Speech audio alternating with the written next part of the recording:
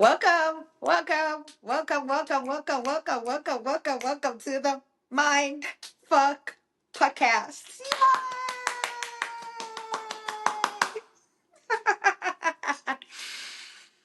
Yay! Welcome, welcome, welcome, welcome once again, my friend. Thank you so much for taking time out to hang out with me. I'm really, really, really, really, really grateful you're here. My name is Wanu Aleshe.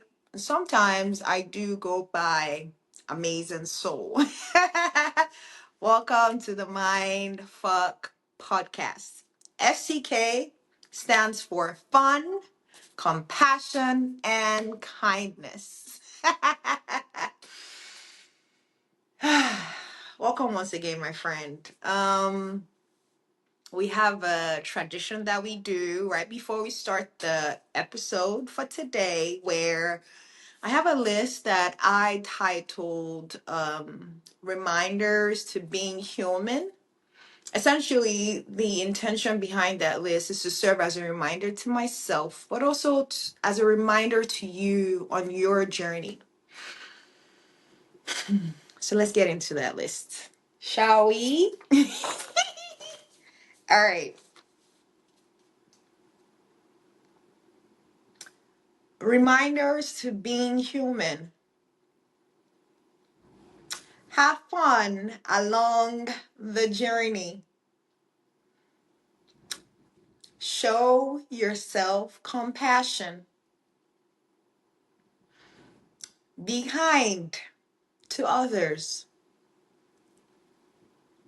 Being complex and being simple can hold true in the same breath. Stay curious.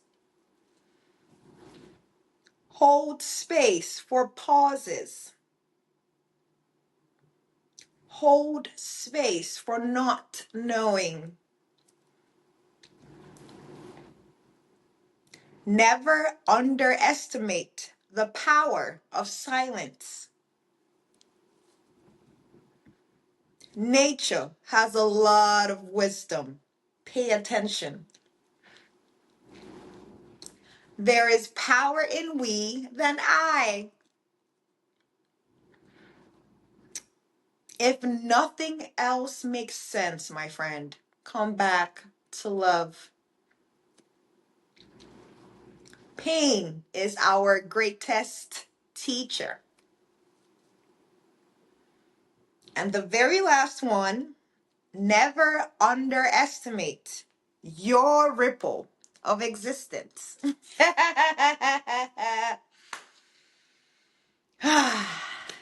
As always, welcome, my friend.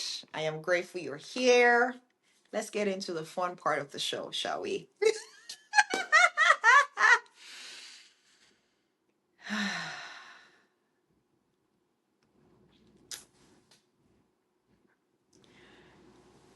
I want to start today's episode with something that took me a lot of years to understand. Trust is not passive. Trust is not blind optimism. Trust is not pretending everything will work out. Trust is not positive vibes only.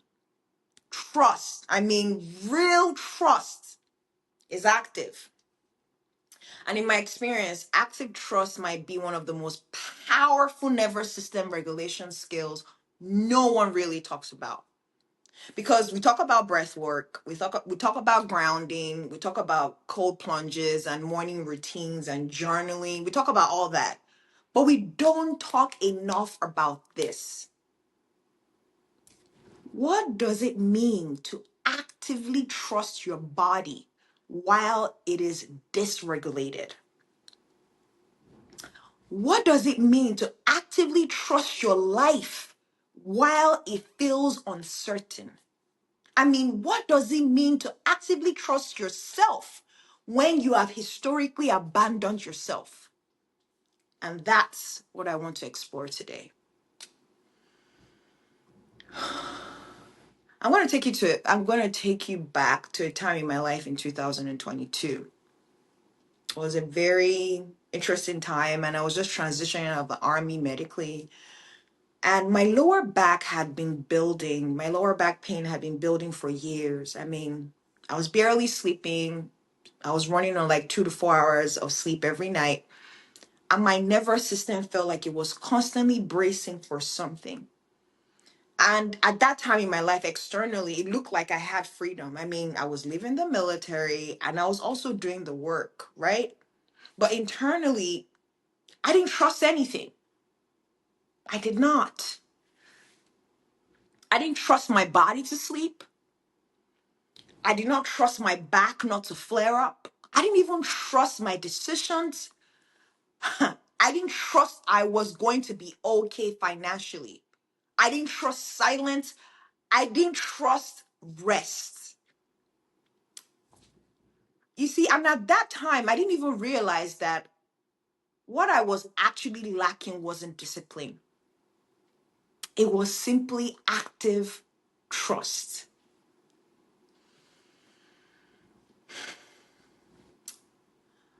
When most of us hear the word trust, we think it's a feeling like calm, certainty, like confidence. But in my lived experience, trust really felt calm in the beginning. From my lived experience, it felt like staying. It felt like not reacting. It felt like letting my body shake without trying to fix it. It felt like going to bed around 10 o'clock at night, even when I was convinced I wouldn't sleep immediately. That is active trust. Active trust is choosing not to override your body when it's uncomfortable. I know that sounds simple, right? But it's not simple when your nervous system has been wired for hypervigilance. You see, I grew up in Lagos, Nigeria, and growing up as a child, I was a very defiant, questioning child. I questioned everything. I mean, rules didn't make sense to me unless they made sense to me. I was that kind of child. And growing up in that environment, physical discipline in my home, it was normalized culturally. And what that taught my nervous system was not trust. It taught my nervous system compliance.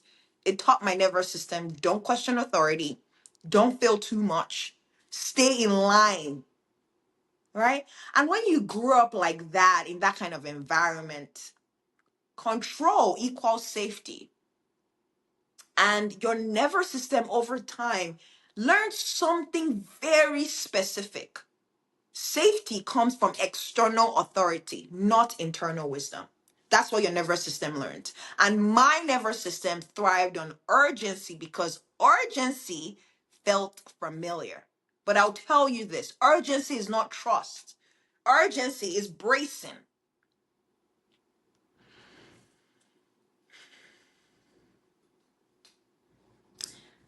Active trust started to become visible to me when my body stopped cooperating with urgency. I mean, when my back pain forced me to slow down, when my sleep refused to be bullied, when my body basically said to me, "We are not doing this pace anymore, Wanu." And initially my mind will spiral. I mean, thoughts in my running in my head then was, man, I should be sleeping. Why can't I fix this? You know, nervous system tools, use them. What's wrong with you, Wanu? And just that constant loop and spiral going up in my mind would tighten my chest even more. Until one night, something shifted.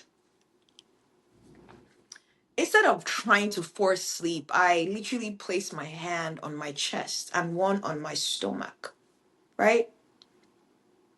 And I said to myself internally,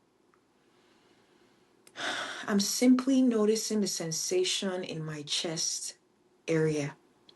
No fixing, no calming, no story, just noticing it. And I did that for maybe 90 seconds. And nothing dramatic happened, right? But Something subtle did.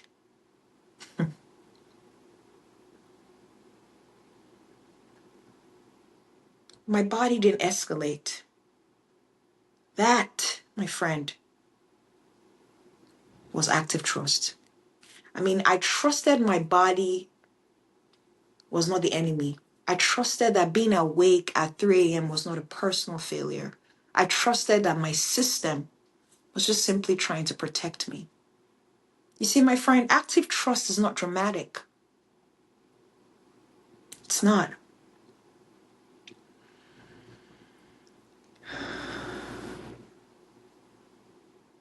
Here's the uncomfortable part.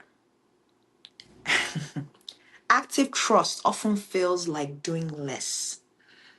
And when you have been praised your whole life for doing more, for achieving more, for pushing harder, for proving yourself, doing less starts to feel dangerous. I mean, when I was medically retired from the army, there was a part of me that felt like I had failed. Even though it was my body protecting me. Even though that experience birthed my first book. Even though that experience opened the door to this very podcast I'm speaking to you on. Even though that experience gave me space to create the Mindfuck Co. But the old wiring said, Wanu, if you slow down, you fall behind. If you stop pushing, you disappear. I mean, active trust required me to sit in that discomfort and not immediately create a new hustle to outrun it. That was regulation. Not because I was calm, no, but because I stayed. That is active trust. Active trust on my journey also showed up financially. I mean, when you're just leaving the military, you leave a structured paycheck and move into entrepreneurship, right? Especially after years in a system like the army, uncertainty hits you very differently.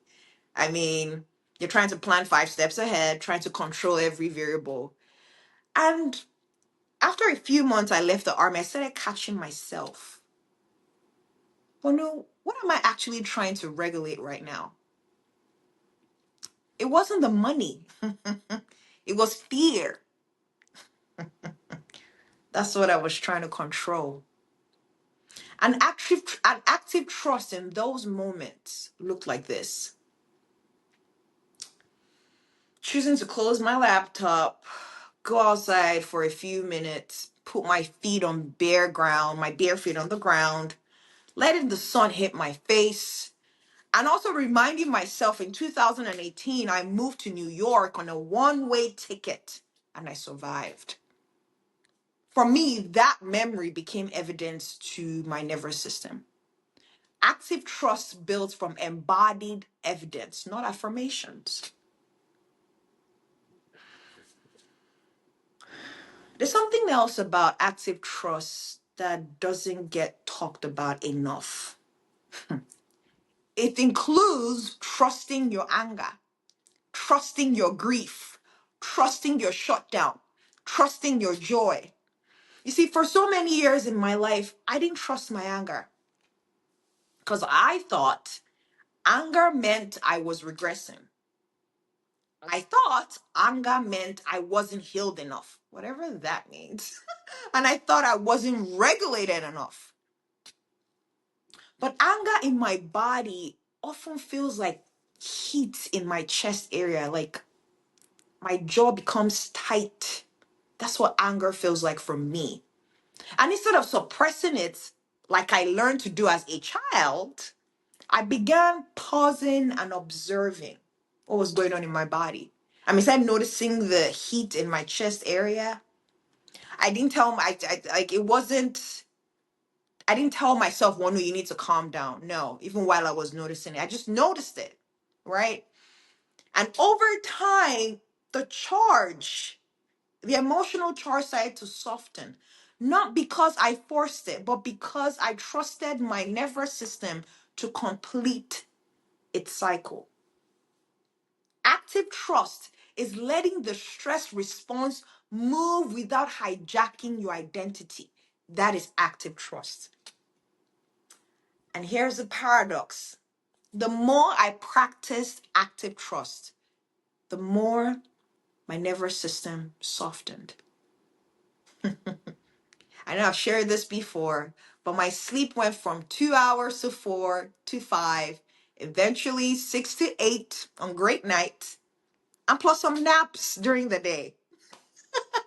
And it wasn't because I suddenly mastered sleep hygiene perfectly. No, it's because I stopped fighting my body. I stopped fighting myself. I mean, when I would wake up at 2 a.m. or 3 a.m., instead of spiraling, I was just simply telling myself, oh no, we're safe. Even when we are awake, we are safe. I mean, that simple sentence wasn't magical. It was consistent. And I would tell you right now, consistency builds trust, not intensity, consistency, cumulatively over time. I also see active trust in relationships, right? There was a season in my life where I struggled with saying no. I mean, people pleasing from me back then felt safer than disappointing someone. But every time I said yes, when my body was saying no, I felt a subtle contraction. Active trust looks like pausing before responding, feeling into my chest, noticing if there was expansion or contraction. And if there was a contraction, giving myself permission to delay the answer. I can simply say to that person, "Oh, I'll get back to you. Not right now." And that small boundary built internal trust because my body learned, oh, you're listening to me now. Remember, it's a relationship between yourself and your body. One of the biggest shifts that came from me was, I will always refer to this, was from a conversation I had with my mentor about 3 years ago. I was in a rough place in my life. I was dealing with chronic pain, insomnia, identity shift after the military. And he said something very blunt. He said, Wanu, no one is coming to save you. You got to take full responsibility for your life. When I first heard that, I was angry because it felt harsh, right? But underneath that anger that I was feeling was truth. Active trust is taking responsibility without self-attack. It's saying to yourself, this is my nervous system, this is my life, this is my choice, and I can meet it. I'll tell you right now, my friend, that conversation was a major turning point in my life. Not because everything suddenly got easier, but because I stopped outsourcing trust.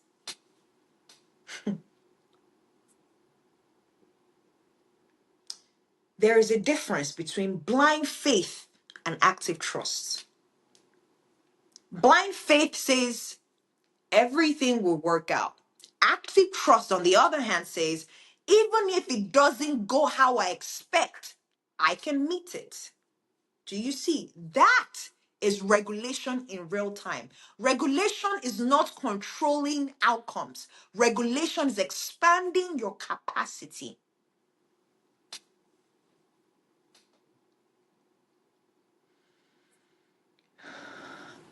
When I think about my life as a tree, I mean, active trust for me is tending to the roots. Leaves will fall, branches will break off, people will come and go, seasons will shift. But if the roots are steady,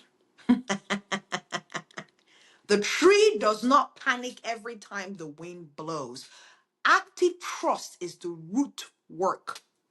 And I'll tell you this, my friend, it is boring sometimes, it is repetitive, It is quiet, but it changes everything. If you're listening to this right now, my friend, and wondering how to practice this, here's where I would start.